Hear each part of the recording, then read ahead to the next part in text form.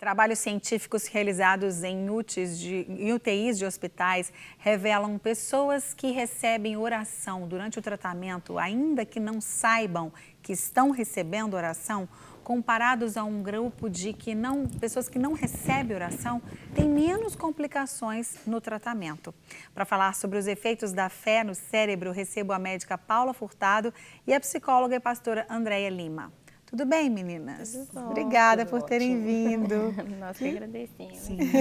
Mais flores enfeitando aqui meu estúdio, né? Que já está tão cheio de flores lindas. Que bom ter vocês. Obrigada. Então, realmente, agora a ciência está chegando também à conclusão daquilo que a fé já explicava, aquilo que a palavra de Deus, a Bíblia já explicava, né? A ciência também está comprovando que a oração, que a fé fazem bem para o nosso cérebro. É isso, doutora Paula? É isso mesmo. A gente vê hoje estudos que, na verdade, já tem acontecido já há cerca de 200 anos. O homem tem procurado entender, né, juntar a ciência junto com a questão religiosa.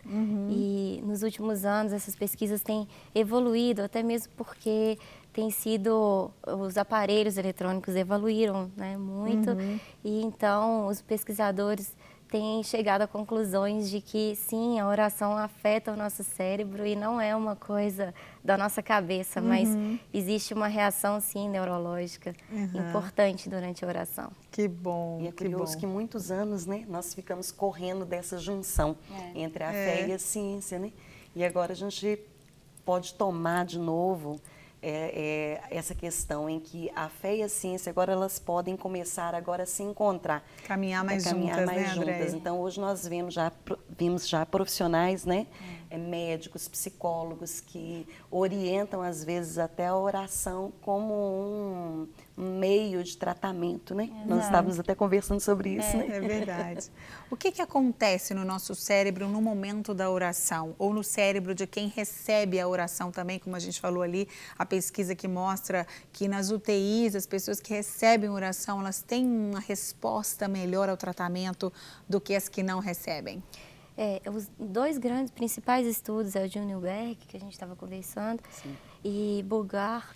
Os dois pesquisadores, eles chegaram a conclusões importantes. Durante a oração, o lobo frontal, que é o responsável pela linguagem, ele se acende.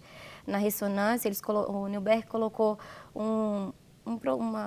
injetou no sangue um produto que fazia com que acendesse a área que estava sendo utilizada durante a oração. E a região parietal, que é a região da razão, ela foi apagada e a região frontal, que é a região da linguagem, foi acesa. Então ele mostrou que durante a oração, a pessoa com fé, ela orava como se estivesse conversando pessoalmente com alguém. E foi feito esse estudo também em ateus, que mostrou que os ateus, essa região não acendia. Olha. Então, as pessoas que tinham algum tipo de fé, a região frontal acendia como se elas estivessem conversando como nós estamos aqui, pessoalmente. E tem um outro estudo de Bulgar que mostra que as pessoas que recebem a oração em UTI, elas demonstram uma atividade imunológica maior. Isso ainda tem que ser muito comprovado, é um estudo assim, que ainda está muito no início e que algumas regiões e que alguns cientistas eles condenam esses estudos, mas já está assim, mostrando que a região imunológica, a parte imunológica do nosso corpo, ela é fortalecida quando alguém ora por nós. Que maravilha, né? E Andréia, psicologicamente. Não, pode completar.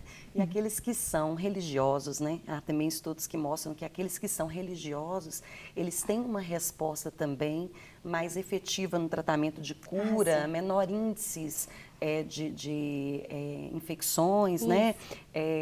Menor risco de acidente cardiovascular, não é isso? AVC, né?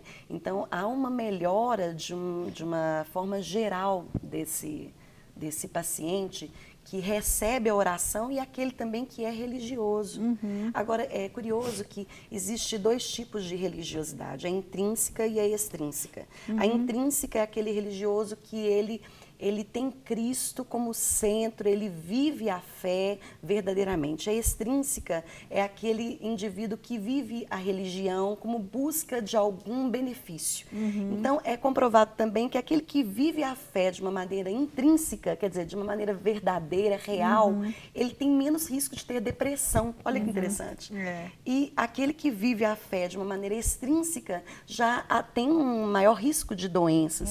Eu tenho várias experiências, porque eu sou cirurgiã, né? E além de cirurgiã geral, faço cirurgia plástica, então eu enfrento algumas coisas, né, no bloco cirúrgico com os pacientes. Eu tive uma paciente de cirurgia geral que ela foi para o CTI como uma complicação, o caso dela era muito grave. E no hospital eles até brincavam que essa paciente ficou minha filha. Ela tinha idade para ser minha mãe e ficou minha filha. E eu tinha um carinho muito especial por ela, eu olhava ela todos os dias de manhã e à noite, eu tinha um carinho por ela. Ela foi para o CTI e eu fiquei muito triste. E assim, eu cheguei no CTI e os médicos falaram comigo, Paula, prepara a família porque os padrões dela estão caindo. E eu falei, eu não aceito. Eu falei com o chefe do CTI, eu falei, olha, eu não aceito que ela vá morrer, porque até aqui ela tem ido tão bem, ela está respondendo aos nossos tratamentos, ela vai sobreviver. E eu cheguei para ela e falei, Sônia, eu sei que você está me ouvindo. E ela estava entubada, com noradrenalina, a altíssimo grau, que é uma amina para aumentar o batimento cardíaco. Estava no máximo. Eu falei, estava no máximo, e assim, quem visse aquela cena ia falar, ridículo. É verdade. Uma médica falando, né, e eu falei, eu sei que você está me ouvindo, eu sei que você pode me ouvir, eu sei que você vai entender o meu comando. E eu dou um comando para o seu corpo agora, reaja. Vai começar a reagir a partir dessa noite. E amanhã, quando eu chegar aqui, você não vai estar mais com aminas. Nós ainda vamos conversar essa semana. Olha que lindo, né? E no dia a fé, gente. A fé é a certeza do que você não vê. Se você está vendo o paciente reagindo, os medicamentos funcionando, não é fé. Agora, quando você não está vendo e você sabe que você crê, é fé. É lindo. E aí? No dia seguinte, eu cheguei assim, super animada lá de manhã. E ela não tinha mudado nada. E eu falei, ai, Senhor, me ajuda a ter fé. E aí, na hora do almoço, eu estava numa cirurgia. E me chamaram na cirurgia. Paula, a família da Sônia quer conversar com você. E eu cheguei lá, todos estavam chorando e quiseram me abraçar. A Sônia tinha saído durante esse período da manhã, das aminas. Olha. E eles já estavam querendo acordá-la. Oh, meu Deus. Então, eles vieram chorando porque tinham contado que eu tinha orado por ela. E agradecendo, e eles não eram cristãos.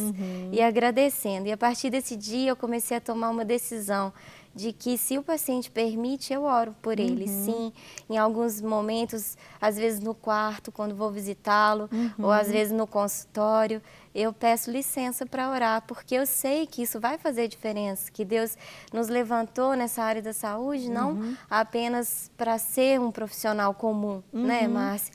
Se Deus nos deu a capacidade para estarmos ali onde tantas pessoas querem falar sobre Deus, por que eu não posso também usar esse artifício que Deus me deu, me colocou na medicina, para eu ter também a autoridade espiritual? Então, eu tenho, depois desse dia, eu acreditei que o Senhor pode me usar, não só como médica, mas também como cristã na vida dos meus pacientes. E com certeza deixando claro que você pergunta, né? Sempre. Claro, não é invadir, não é violentar, claro. E quem não fala, quem fala não? Acho que ninguém. Ninguém quer rejeitar uma oração, principalmente né? se está doente. Naquele momento, naquele momento, né? Existe uma pesquisa antiga, não falando especificamente sobre oração, mas falando sobre pessoas que acreditam e vivem a fé em Deus, uma pesquisa americana muito antiga, e as pessoas que não acreditam, não vivem uma fé em Deus. Essa pesquisa foi feita por várias gerações, gerações que creem e gerações que não creem, ou que não criam, né, na época. E foi comprovado o índice muito grande, por exemplo, das pessoas que criam em Deus, não está falando de religião, a gente não está falando aqui de religião A, B ou C, mas as pessoas que criam em Deus, que viviam um relacionamento com Deus, essas pessoas tinham nas suas famílias um índice baixíssimo ou quase zero, isso por várias gerações, de pessoas com problemas de drogas, de alcoolismo, de prisão, por exemplo, não tinha ninguém na prisão. Daquelas famílias tinha saído senadores, presidente da República, etc. As famílias que não criam em Deus, que não tinham relacionamento... Gente, nós estamos falando de pesquisa, viu? Nós não estamos falando aqui nada nada preconceituoso, não. São pesquisas, se você for ao Google, você pode encontrar essas pesquisas mesmo, feitas por institutos sérios, institutos seculares, que não tem nada a ver com religião. É bom a gente deixar claro, né? Esses médicos também não são cristãos. A maioria. Exatamente, a maioria. Não é e aí a pesquisa mostra que naquele grupo de gerações, várias gerações, 4 ou 5 gerações, que não acreditavam em Deus, que não viviam uma fé em Deus, daquelas famílias, haviam saído muitas pessoas com problemas em várias áreas, contra a lei, problemas até de assassinato. Por quê? Porque Deus, uma fé em Deus, ela, como você disse, ela vai te limitar, né? No sentido de te ensinar o que você deve e o que você não deve fazer. Cabe a nós obedecer, né? É a questão comportamental, né? Por exemplo, na infância. Ensina a criança o caminho que ela deve andar e ela nunca se desviará. Então, se nós aprendemos através do ver, não só do falar, do ensinar, mas nós observamos, o aprendizado é muito pelo comportamento, pelo aquilo que nós percebemos e vemos, né, como real. Se aquela criança ela cresce num ambiente saudável, a probabilidade dessa criança, uma saudável e cristã, né, a probabilidade dessa criança ter menos problemas de saúde é muito grande, né, porque é uma questão comportamental. É verdade. Para receber todas as novidades do canal, inscreva-se e se curtir o vídeo, clique em gostei. Aproveite para acompanhar a Rede Super nas redes sociais.